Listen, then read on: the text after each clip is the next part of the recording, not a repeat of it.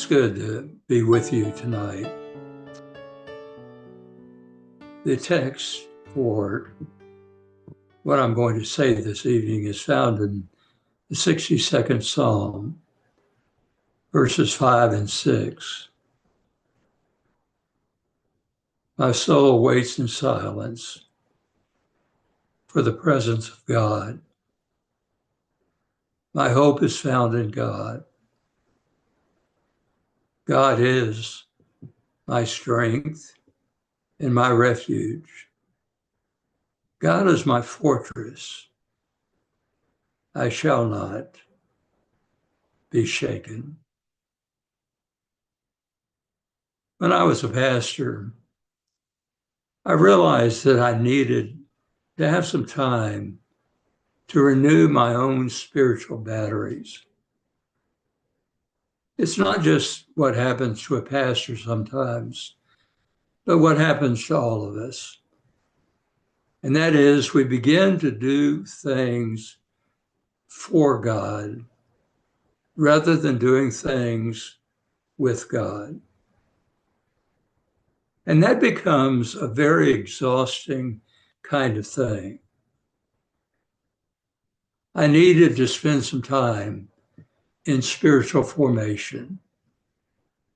A nearby seminary advertised that they were having a 2-day retreat on spirituality. I signed up, went to the retreat. It began about 3 o'clock in the afternoon. The spiritual director who was leading the retreat talked to us about what we were going to do during these 2 days. And then he said to us, before we come back for supper at 6, what I want you to do is I want you to go out and just wander around and look at nature, look at the trees, look at the bushes, and I want you to see God in all of that. So I went out and found a tree and looked at it, and nothing really happened. I went to another tree to try to see God, and nothing happened. You know what I did? I heard a television set that was going on in one of the lounges at this seminary. And after 30 minutes, the rest of my hour and a half watching the news. I know that this spiritual director had good intentions, and maybe for everybody else in the rest of the group, they were able to see God in nature, to see God in the world around them. But for whatever reason, the tree was silent about God. The bushes, to me, were silent about God.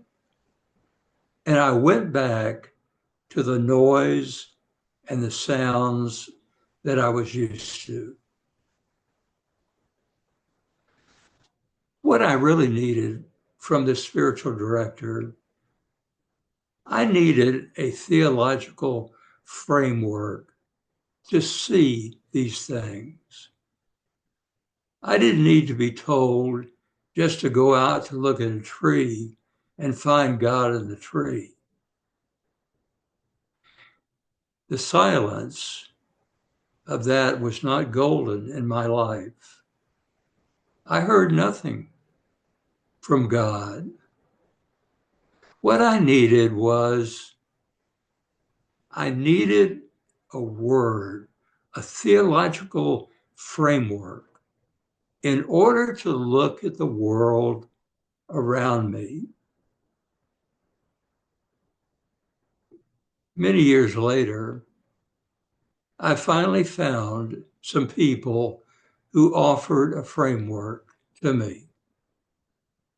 Barbara Brown Taylor, who had been an Episcopal minister and then taught at Piedmont College in North Georgia, used the word unifier.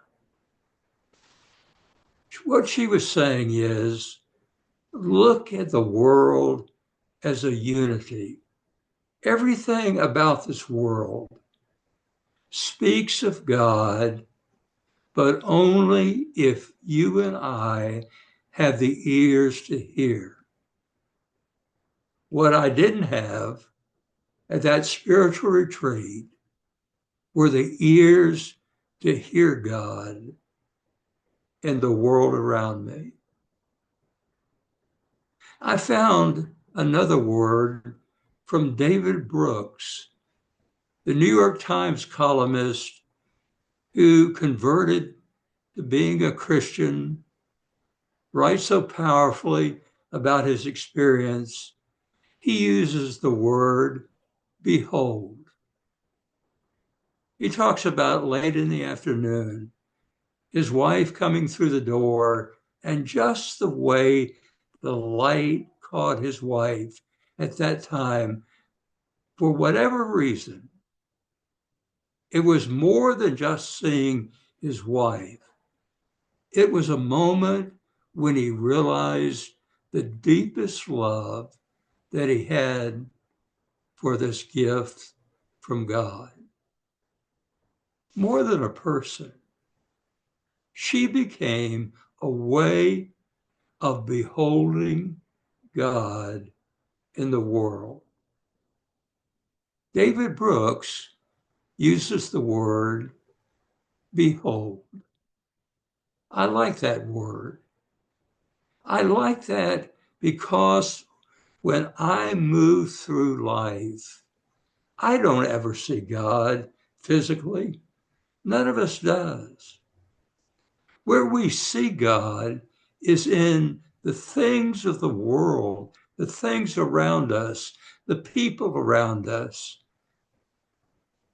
the persons whom we love. But we only see God if we have the eyes to see.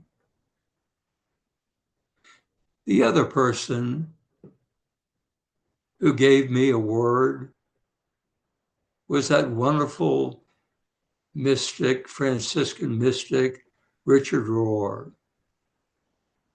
He uses the word gazing. One afternoon, he said, he took his dog, Opie, and they went out to sit on a park bench. It wasn't a bench that was filled with lots of and things. It had asphalt and had breaks in the asphalt. But he suddenly began to look at just this asphalt, at the people who were walking by. And he had the eyes to see. What the psalmist said, my God gives my soul the eyes to see. My hope is found in God. The other day, it was a Saturday, I sat at the same desk and was going to do some work. It was kind of an overcast day on the warm side, which we haven't had many warm days here in Kentucky this winter. But I opened the blinds and I'm looking at the computer, but at the same time, I'm looking at a tree in our front yard. I've seen this tree 100 times.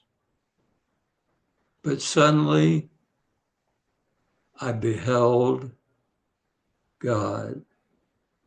And I thought to myself, the biblical story of creation is about two people in a garden.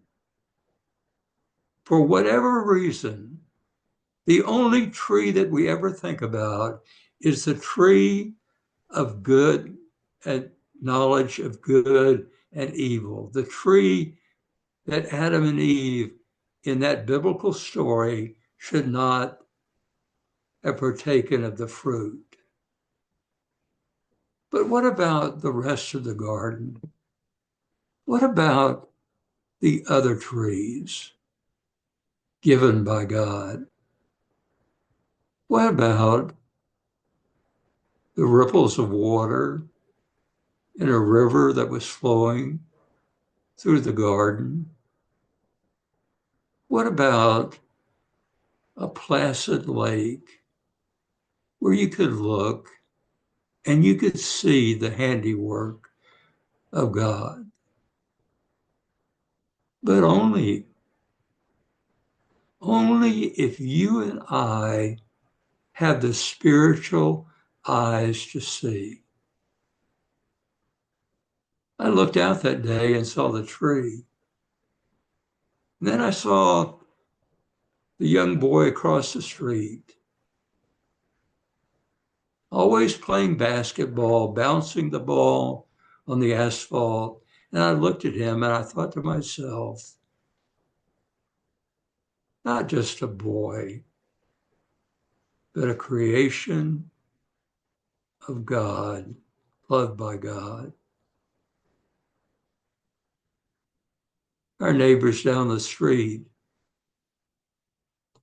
about that time they passed by with the baby carriage. About a year ago, they had triplets. And I watched them go by and I thought to myself, this is not just another baby carriage with babies. If I have eyes to see, it is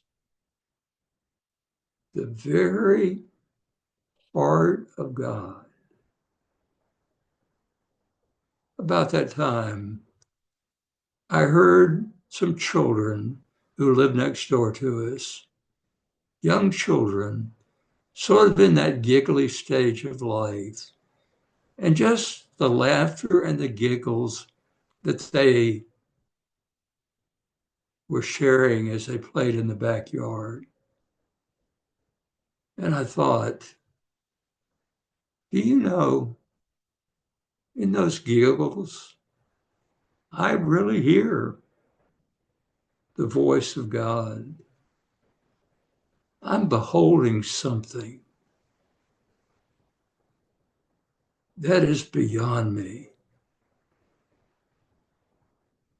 And in the small noise of my room, I said, do you know God is alive in my neighborhood? I hope that you and I will have eyes to see the God who is alive in everything. Amen.